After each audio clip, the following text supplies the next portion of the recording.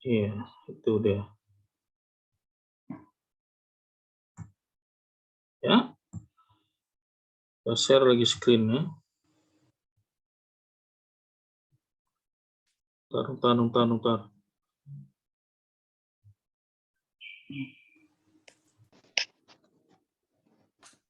Nah, pula dia nih lagi. Tunggu dulu.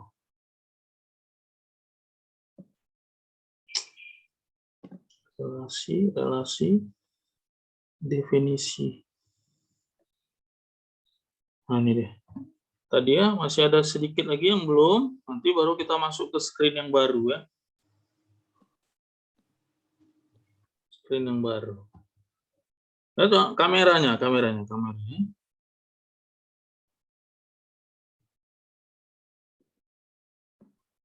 Mana nih? Aduh, ya.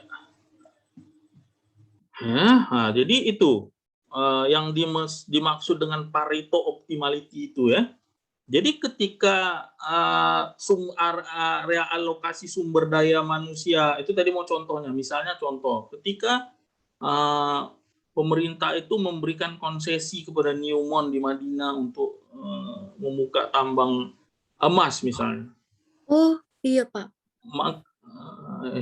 Iya, maksudnya iya. Siapa maksudnya yang iya? Maksud Bapak tadi yang Madinah yang di Iya, Sumatera Madinah. Ya Madinah ya Sumatera Utara. Di mana Madinah ini lagi selain di Sumatera Utara? Ada aja. Bukan Madinah bukan Madinah Arab Saudi sana, bukan Madinah. Kabupaten Madinah, itu misalnya tambang emas di Madinah. Itu Newmont ya, Madinah ya, Newmont ya. Kurang tahu Pak. Waduh, matilah kita. Itulah, cobalah dia apa. Kalau di daerah kita ini ya matilah. Ya, Newmont itu kalau nggak salah. Nah, Newmont ini misalnya diberikan konsesi oleh pemerintah untuk mengelola emas misalnya di Madinah. Maka kalau dia menggunakan Pareto optimality, ya, maka ketika tambang ini dibuat, maka masyarakat sekitar itu tidak boleh mengalami kerugian, gitu. Nah, bagaimana caranya untuk tidak mendapatkan kerugian? Maka perusahaan ini harus memotong dia, menurut Pareto. Nah, yang menerima konsesi ini harus memotong keuntungan maksimalnya untuk dibagikan kepada pihak lain, yaitu masyarakat. Nah, apakah dia dibelikan tanah baru? Karena kan emas ini kan dia merkuri apa banyak ya, kimia-kimianya, apanya, racun-racunnya dan sebagainya lah. Ya. Maka Newmont ini harus dia memberikan konsesi, apa ya? Iya konsesi gitu melalui apa ya? Apakah yang disebut dengan CSR dan sebagainya, itu apakah tanah dan sebagainya untuk masyarakat ini supaya tidak terimbas dari kimia yang dihasilkan oleh tambang tadi. Pemerintah juga begitu, harus memberikan kepada rakyat ini kesejahteraan juga. Jadi nggak boleh, karena nggak ada di dunia ini, termasuk Amerika, yang mau membuka tambang emas baru, kecuali Indonesia lah sama Afrika. Afrika itu karena miskin kali, gitu. Itu apa namanya? Indonesia lah, karena merugikan sekali tambang emas ini. Dulu Amerika buka tambang emas, tapi kan dengan apa istilahnya jumlah penduduk yang tidak banyak waktu itu di tahun 1500-an, tahun 1600-an. Ya. Itu waktu itu nggak banyak orang di Amerika. Jadi kalau di kita ini sekarang udah padat penduduk, kemudian dibuat tambang batu bara, itu pasti punya efek samping yang sangat ya merugikan gitu. Nah, menurut Pareto itu nggak bisa. Jadi keuntungan maksimal itu nggak boleh diperoleh oleh satu pihak. Dia harus men-share kepada pihak yang lain. Nah, evaluasi kebijakan itu mengukur apakah kebijakan itu menjalankan Pareto optimality-nya atau tidak. Nah, itu dia. Kalau tidak, maka kebijakan ini boleh dikatakan buruk. Kalau ternyata Newman saja yang untung, sementara masyarakat sekitar, masyarakat Madinah ini tidak mendapatkan kesejahteraan daripada tambang ini, ya ini menjadi persoalan ya. Nah, itulah yang terjadi di Freeport sebenarnya di Papua ini. Tuh, ya. Jadi puluhan tahun sejak zaman Orde Baru ini konsesi ini diberikan kepada Freeport ini, ya. Nah, bayangkan itu ratusan juta kilogram emas itu dikorek dari Freeport ini. Ya, orang Papua ini masih berkoteka-koteka. Ya kan? Nah, ini artinya ada yang salah di apa ini? Di kebijakan pertambangan Freeport ini. Itulah Pareto. Kalau Freeport ini banyak alasannya. Nah, dia bilang, oh kita udah kasih sama kepala suku ini. Ini bukan begitu.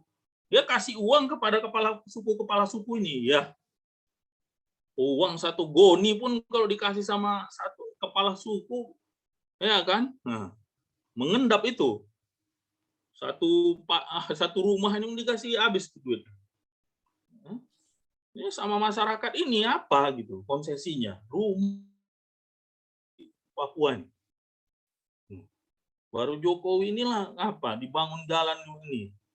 Sementara Indonesia itu memakan uang apa ini dari apa ini ya dari konsesi Newmont apa ini Freeport ini. Nah, itu yang dikorupsi dia apa sebagainya kontraknya dimainkan. Maka ketika saham Freeport ini dibeli oleh Indonesia 51%, Amerika keberatan. Apa ya? Maksudnya agak apa namanya? Ya nggak senang gitu. Itu. Makanya itu OPM ini kan apa? Amerika ini yang membiayai. Melalui Australia dan Papua Nugini kan gitu. Mana mungkin ada pasukan bergerilya punya senjata ini yang ditangkap aparatur sipil negara dianggap membantu itu kan kaki-kakinya itu. Mana mungkin pegawai negeri membiayai orang bergerilya. Itu paling mahal. Pasukan gerilya ini adalah perang bergerilya ini adalah perang yang memakan biaya yang cukup besar. Bukan murah itu perang gerilya itu. Dan itu tidak mungkin kalau tidak didukung oleh negara-negara tertentu. Buatlah pemberontakan di Papua ini apa ini kan Amerika ini. Begitu cara mereka ini. Itu yang apa Pareto Optimality ini nggak dilakukan ya oleh pemerintah ini selama sejak dari zaman Soeharto sampai SBY. Nggak ada. Masyarakat Papua ini kasihan kita lihat. Wajar aja lah marah. Wajar marah. Wajar bakar-bakar itu ya wajar gitu. Karena itu emas tuh ratusan juta ton. Bukan gedung olahraga dibangun di Papua ini. Gitu. Udah memang peluncuran satelit luar angkasa memang harus ada di Papua ini. Itulah. Jadi itu apa ya tidak berbanding lurus dia pertambangan ini. Makanya di zaman Jokowi ini ada upaya untuk itu. Cuman kan ini upaya 5 tahun, ya apa artinya dibandingkan udah 35 tahun sudah penindasan di Papua itu. Jalan tak dibangun, ini tak dibangun, semua. Sekolah payah, puskesmas payah, ya dibandingkan dengan upaya 5 tahun ya. Coba bayangkan kalau dari awal sudah dibangun Papua itu sejak dari 35 tahun yang dulu. Bisa jadi Papua ini lebih kaya daripada Sumatera Utara yang punya kelapa sawit. Ya kan? Karena di Sumatera ini yang paling kaya ini ya Sumatera Utara inilah ya kan. Nah, dari mana ada kayanya ya? Orang Aceh, orang Riau tuh belanja di sini. Nah, itu masih bisnis-bisnis apanya nih ya? Bisnis-bisnis legalnya, bisnis gelapnya ya kan? Nah, bayangkan kalau di Aceh sana ya syariah ya kan. Nah, ininya kayak mana pelampiasannya ya Medan juga ya kan. Itu kan apa namanya hotel-hotel apa dan sebagainya ini kan apa juga pendapatan juga. Misalnya. Buang-buang tabiatnya Medan ini juga misalnya. Itu apa ya makanya Medan ini menjadi pusat ya apa Sumatera Utara lah. Nah, kaya raya itu. Jadi itu ya. Nah, jadi evaluasi kebijakan itu akan melihat Pareto optimality ya. Nah, itu tadi udah jelas ya Pareto optimality. Kalau apa nanti tanya. Kemudian adequacy atau ketepatan sasaran. Ya, seperti tadi ya, contohnya tentang apa tadi? Bantuan sosial Covid tadi. Nah, itu bisa dilihat ya. Kalau dievaluasi itu lihat apakah bantuan ini tepat sasaran atau tidak. Atau keluarga-keluarga kepala desa yang dapat ini. Dapat bantuan ini. Itu dia. Kemudian public interest atau kepentingan publik. Ya. Kepentingan publik, public interest. Ya. Kepentingan publik. Ya, apakah memang kebijakan ini memang berdasarkan kebutuhan daripada masyarakat atau tidak? Nah, evaluasi ini akan melihat itu. Ya. Nah, kemudian public participation. Adakah di dalam kebijakan ini partisipasi masyarakatnya atau tidak? Nah, evaluasi akan melihat itu. Dan kemudian karena kita juga berada di dalam paradigma sustainability development, maka sustainability juga diukur oleh evaluasi ini. Tuh. Ya, sustainability banyak orang yang nggak paham juga artinya keberlanjutan, pembangunan yang memikirkan tentang keberlanjutan. Ya, ini ada paradigma environment atau lingkungan ya di dalam paradigma sustainable ini ya. Selain yang lain-lainnya juga. Artinya kalau kita membangun ini kita tidak menganut teori Rostow yang mengutamakan pertumbuhan, tapi kita juga memikirkan tentang bagaimana lingkungan hidup kita untuk anak cucu yang ke depan gitu. Jadi kalau nanti misalnya di Sibolga ada mau buat pelabuhan, ya hutan bakau ini harus dipikirkan untuk bagaimana tetap lestari juga. Ada pengembangan hutan bakau juga. Itu nggak boleh dihilangkan hutan bakau ini. Nah, karena hutan bakau ini banyak manfaatnya untuk perikanan, untuk menghalang ombak, ya, abrasi dan sebagainya.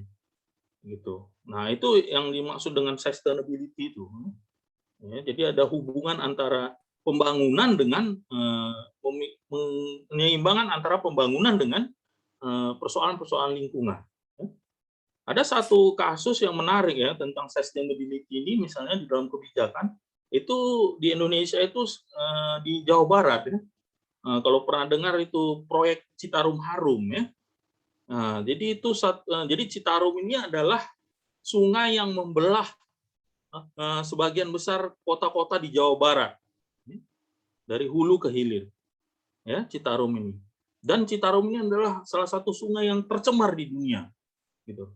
Maka pemerintah meluncurkan Citarum Harum ini sejak dari tahun 2017 kalau nggak salah, 2017 atau 2018 kalau nggak salah, untuk bagaimana membuat pilot project, ya, di Indonesia, bagaimana sungai ini bisa menjadi bersih dia. Dan itu akan ditiru oleh sungai-sungai lainnya ya. Kalau di Medan ya Sungai Deli lah. Nah, Sungai Deli kok bisa kuning gitu. Jadi kalau kita ke Jepang itu misalnya sungai-sungainya itu jernih-jernih gitu.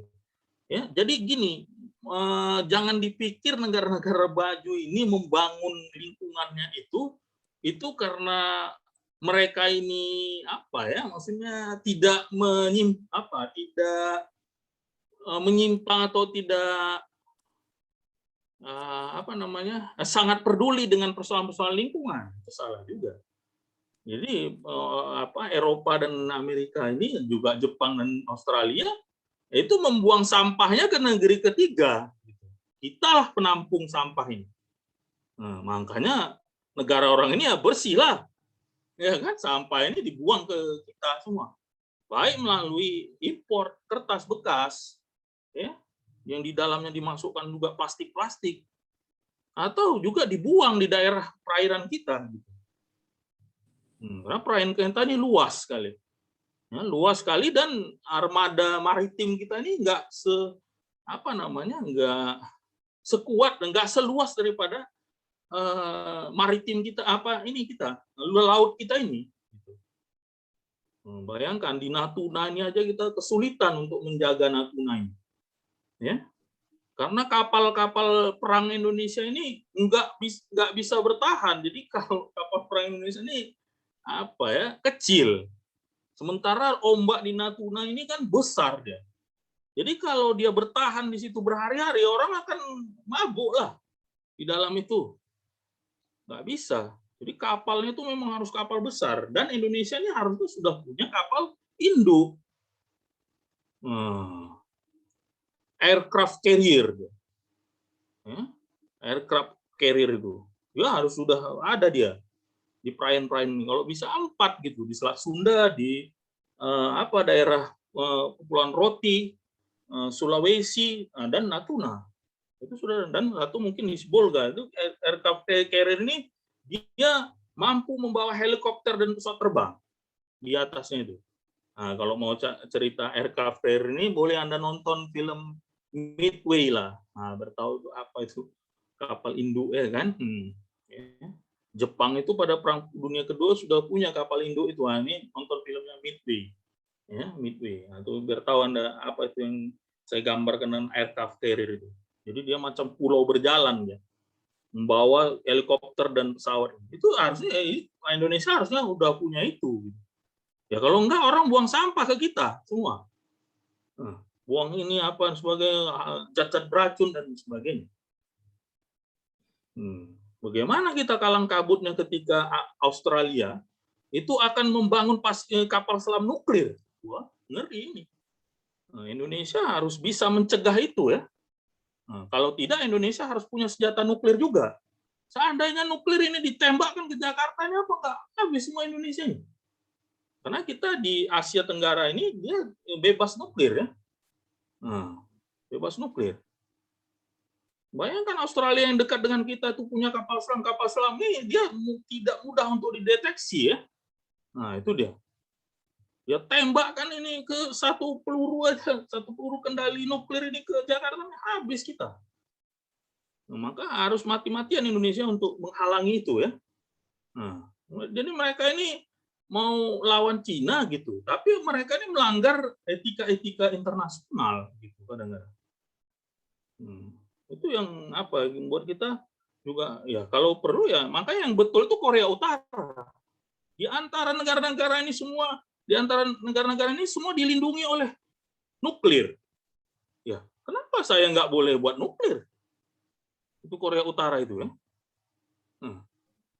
Bayangkan itu Amerika itu bermarkas di Guam. Guam itu di bawah Jepang itu. Jadi kalau dikeker dari Korea Utara itu nampak Guam itu, pucuk-pucuk apa itu nuklir itu.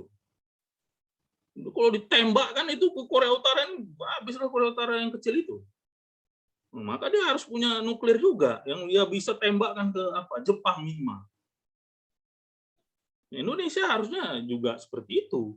Kalau Australia buat itu, Indonesia harus kerjasama dengan Cina untuk membangun fasilitas nuklir di Asia Tenggara. Kalau enggak habis kita. Ya, karena kapal selam ini masuk nanti ke Selat Sunda ini bisa jadi nggak terdeteksi gitu. Karena dia kan harus melalui Selat Sunda untuk masuk ke Laut Cina Selatan. Karena ini kan konflik Laut Cina Selatan. Nah, itu dia ya. Berkaitan dengan itu kebijakan luar negeri lah. Nah, itu yang dimaksud dengan kriteria evaluasi itu tadi. Ya. Ada yang mau bertanya di sini dari 1, 2, 3, 4, 5, 6, 7, 8. Ya, dari 8 kriteria evaluasi ini ada nggak yang mau ditanya? Atau memberikan komentar? Silakan.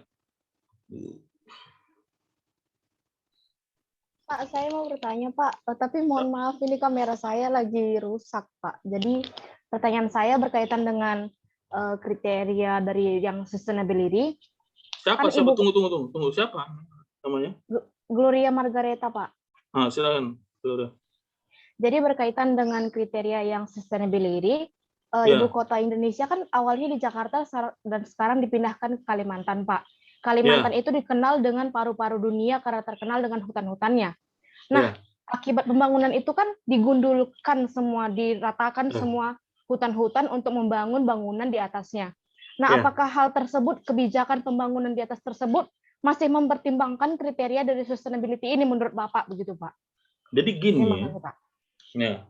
Jadi gini, kita ini ada 2 contoh kebijakan apa ya, propaganda Barat. Ini propaganda Barat ini saya sebut. Yang kita nggak boleh termakan gitu. Ya. Itu pertama adalah global warming. Nanti saya kasih sama Anda buku satu lagi yang membantah bahwa yang ditakuti dunia ini seharusnya bukan global warming, tapi adalah freezing Earth. Jadi bumi yang ditakuti itu harusnya membekunya bumi.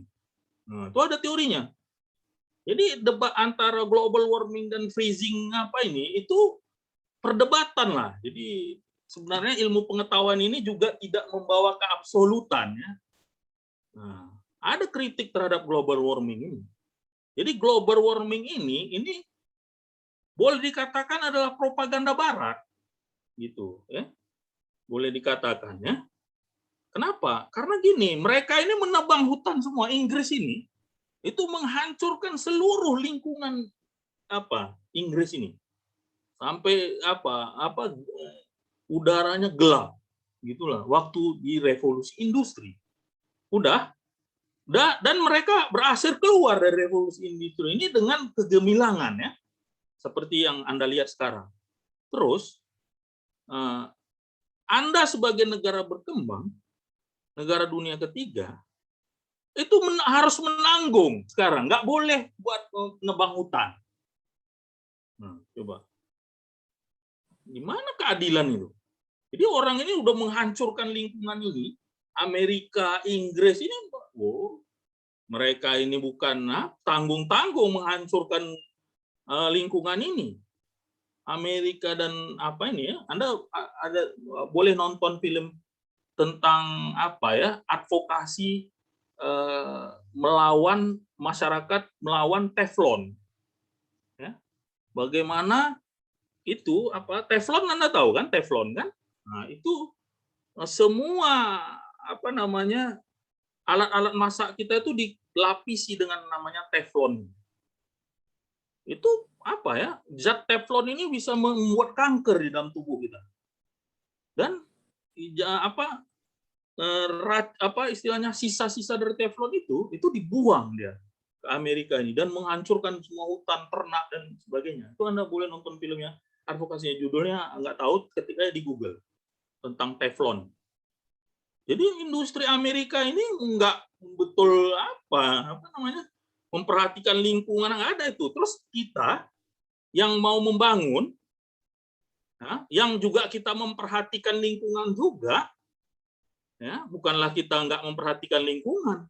Saya kira yang namanya mangrove ini terluas di dunia itu ya di Indonesia, gitu. Karena kita punya garis pantai yang panjang dan mangrove kita ini bagus, gitu. Ya. Dan banyak yang lainnya. Nah, kita harus menanggung beban. Nggak boleh membangun. Kalian harus buat hutan kalian itu kayak gini. Apa kompensasinya sama kita, bos? Itulah. Apa kompensasinya? Buatlah dulu satu pangkalan nuklir di sini. Mana mau Amerika? Ya cuman dia aja yang boleh punya nuklir ini. Yang lain nggak boleh. Mana pernah Amerika memberikan teknologi nuklirnya kepada negara lain? Nggak ada. Yang mau memberikan teknologi nuklir Cina, Korea Utara, itu ke negara lain. Itu baru kalian tahu. Jadi nggak ada tuh, itu propaganda ya, propaganda Barat. Kita boleh mengeksplorasi hutan ini, ya sesuai dengan, ya tentu dengan kaidah-kaidah, ada kaidah-kaidahnya gitu. Jadi aktivis lingkungan itu pun ya boleh dikatakan juga nggak murni juga kalau saya lihat, karena mereka ini adalah NGO yang dibayar oleh Barat juga, karena dari Eropa, gitu. Jadi environmentalis ini pun ya itu banal, ya. Banal itu berpikiran sempit gitu, hanya melihat lingkungan aja, nggak bisa, banyak faktor di manusia ini. Dan teori tentang global warming ini juga masih debatable. Nanti ada bukunya, nanti saya share nanti di kelompok ini tapi bahasa Inggris pula, judulnya The Future Earth. itu bukunya. Itu membantah tentang bahwa global warming akan membuatkan manusia ini kiamat, dunia ini kiamat. Salah. Yang paling harus kita takuti itu adalah bumi ini akan menjadi beku. Dalam teorinya itu singkatnya begitu. Nah, yang mana nih yang benar nih? Nah, Barat ini menggunakan global warming sebagai propaganda gitu. Ya kan? Itu satu. Yang kedua, contohnya ini sekarang ini China Death Trap. Ini propaganda Barat. Gloria Margareta tahu ya. China Death Trap. Oh, kalau ekonomi Indonesia, wah ini sudah apa? Macam itulah yang paling benar di dunia ini. Ya, macam Rizal Ramli apa, bahwa Cina ini memberikan hutang ini adalah untuk membuat negara-negara berkembang ini menjadi tergantung kepada dia. Ini salah besar. Salah, itu propaganda Barat. Misalnya contoh di Sri Lanka. Itu saling lihatlah YouTube. Pendapat jangan nanti kita kayak Sri Lanka. Sri Lanka itu gagal bayar utang gara-gara Cina. Itu apa, pembodohan publik itu. Yang seperti itu.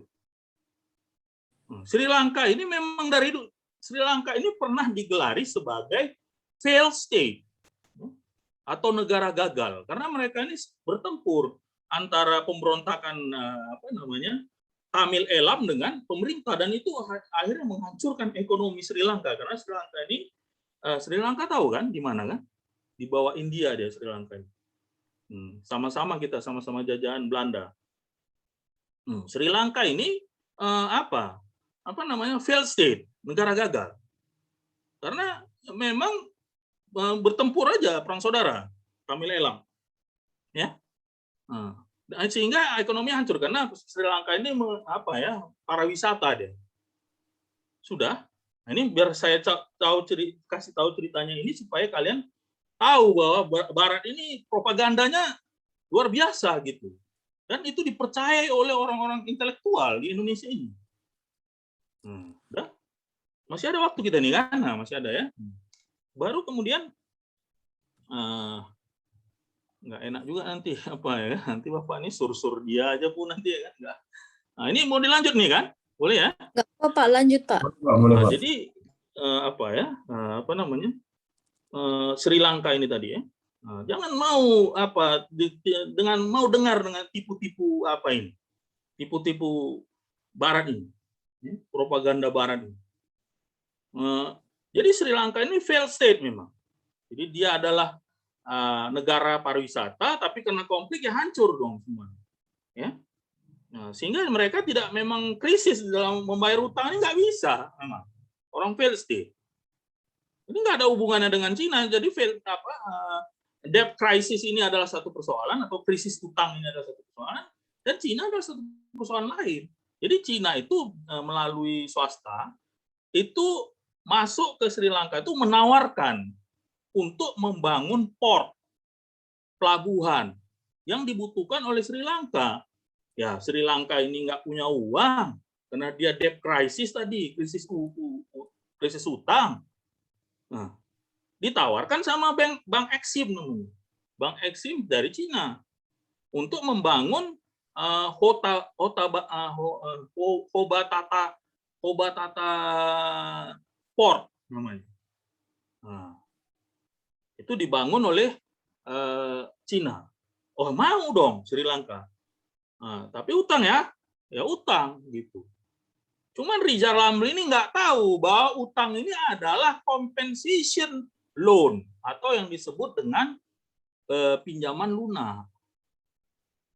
Jadi di 2007 lah pembangunan Hotabata tadi dibangun, itu pinjamannya akan dibayar 15 tahun kemudian. Jadi 15 tahun sejak dari tahun 2007 berapa jatuh temponya? Kalau gitu. 2023. Nah, tahun 2023 lah utang ini akan dibayar. Kok tiba-tiba si Rizal Ramli bilang bahwa Cina ini membuat Sri Lanka ini bangkrut, orang mau bayar utangnya aja belum kok. Gitu. Begitu itu propaganda itu ya, debt trap China debt trap itu yang dipropagandakan Barat ini. Ya Cina itu membangun port, dan port ini memang dibutuhkan oleh Sri Lanka. Nah, udah jadilah, maksudnya bertahap-tahap kan, karena dia besar kan.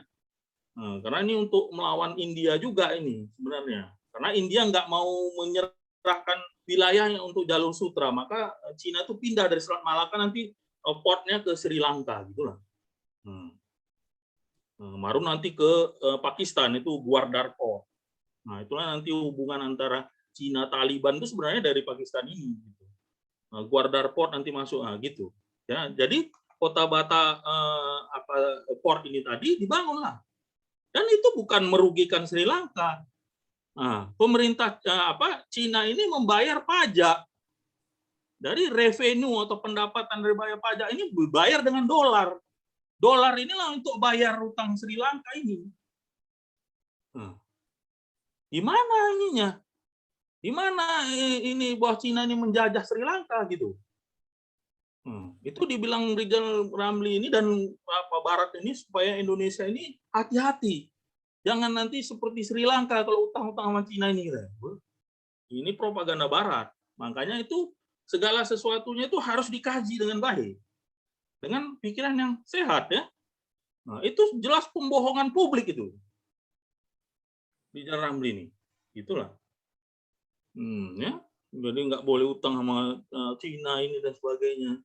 Karena Barat ini sangat tersudut dengan keberadaan Cina pada saat sekarang gitu. Ya, itu apa ya, dalam sejarahnya itu nggak bisa Barat ini bohong, nggak bisa. Wah, Cina ini tidak pernah melakukan genosida sebagaimana orang Amerika melakukan genosida terhadap orang Indian di Amerika, itu ada. Nggak ada orang Cina ini punya niat yang sejahat buruk kerajaan Inggris untuk menghancurkan Cina dengan candu. Nggak ada, dengan opium. Mereka menghancurkan Cina dengan opium di tahun 1800. Itulah nanti ada perang opium itu. Nah, dibantu nanti sama Amerika Serikat. Jadi dibuat orang Cina ini jadi bodoh dengan opium ini. Itu nggak ada orang di dunia yang punya niat buruk seperti itu. Di Asia ini ya, di Cina nggak ada orang punya seburuk itu strategi. Yang seperti yang dilakukan Barat di dunia ini. Belum lagi penjajahan ini ya kan. Nah, belum lagi yang dia anggap jenderal-jenderalnya ini adalah pahlawan, termasuk di Indonesia Westerling itu adalah pahlawan di Belanda yang bunuh orang di Jawa dan di Sulawesi. Gitu. Jadi kita jangan mudah termakan ya, Gloria, dengan yang namanya global warming apa ini. Coba kaji apa dan sebagainya. Kita boleh aja, sustainability itu bukan berarti kita nggak boleh nebang hutan untuk ibu kota kita, salah besar lah. Kita harus bisa memanfaatkan itu. Cuman memperhatikan lingkungan ya, bangunannya itu harus lihat kontur-kontur tanah yang ada di Kalimantan inilah gunakan. Nggak ada masalah. Artinya seperti kalau pernah di Kuala Lumpur itu kan dia kota, tapi kayak di dalam hutan gitu. Nah, itu buat seperti itu. Gitu. Pernah pergi Kuala Lumpur lah ya. Nah, itu pohonnya besar-besar gitu. Rindang gitu, Kuala Lumpur itu. Nggak kayak Jakarta gitu. Jadi jangan menghalangi pembangunan kita. Itu salah besar. Paradigma seperti itu. Dan contoh tadi yang China debt trap itu adalah mitos itu. Nggak pernah. Dan sejarahnya Cina ini nggak pernah punya punya strategi yang jahat bagaimana Barat ini melakukan kejahatan di dunia ini. Nggak pernah. Nggak ada. Seperti orang Australia dia berkuak-kuak apa. Orang aborigin itu gimana? Berkuak-kuak tentang Papua ini. Orang aborigin itu gimana? Mau dimusnahkan orang ini ya, orang aborigin ini. Dan nggak punya hak yang sama sebagaimana orang Indian juga di Amerika ini. Di gunung-gunung ini orang ini tinggal di gunung-gunung es itu. India ini sekarang. Indian ya. Orang-orang Indian ini. Dan di genocide, dibunuh habis. Jadi kalau Vladimir Putin itu bilang, Amerika ini memang punya sejarah menggenosida. Dan dia anak cucunya itu darahnya itu apa gitu, mau menggenosida orang aja. Bayangkan dia sudah mengalahkan Jepang di Pasifik, itu udah kalah Jepang ini. Dia bom atom Jepang ini. Sementara Jepang ini tidak punya nuklir. Itu Vladimir Putin yang bilang ya. Sebenarnya yang paling berhak untuk meluncurkan bom atom ini adalah Uni Soviet ke Hitler, ke Jerman. Nah, bayangkan, Anda boleh bilang Stalin ini kejam apa dan sebagainya, komunis apa dan sebagainya. Tapi Stalin tidak menekan tombol untuk menjatuhkan atom ini ke Jerman karena akan menghancurkan Eropa ini secara luas. Nah, karena menurut Putin, Uni Soviet itu nggak punya nggak punya peradaban seperti Amerika ini yang menggenosid orang. Genosid tahu kan? Memusnahkan ini etnis tertentu. Iya, Pak. Gitu. Ceritanya Gloria. Itu masih ada waktu kita. Ada Pak, waktu Zoom kita tinggal 3 menit lagi nih Pak. Oh, tinggal 3 menit lagi. Apa kita Zoom kita ini ya? Ya, Zoom kita. Iya, Pak. Sebenarnya saya ingin masuk ke ini ya.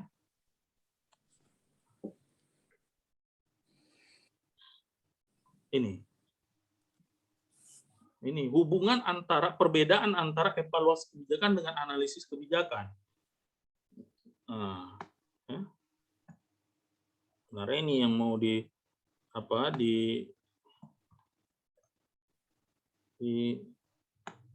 sebenarnya.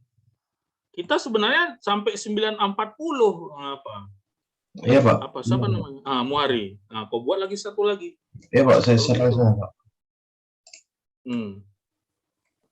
Nah, ini. Kita mau masuk lagi kemarin. Biar jelas, ya kan? Oke ya, kita keluar dulu, masuk lagi ke ke Zoom berikutnya. Nah, begitulah kondisi kita ini. Abram Tarigan.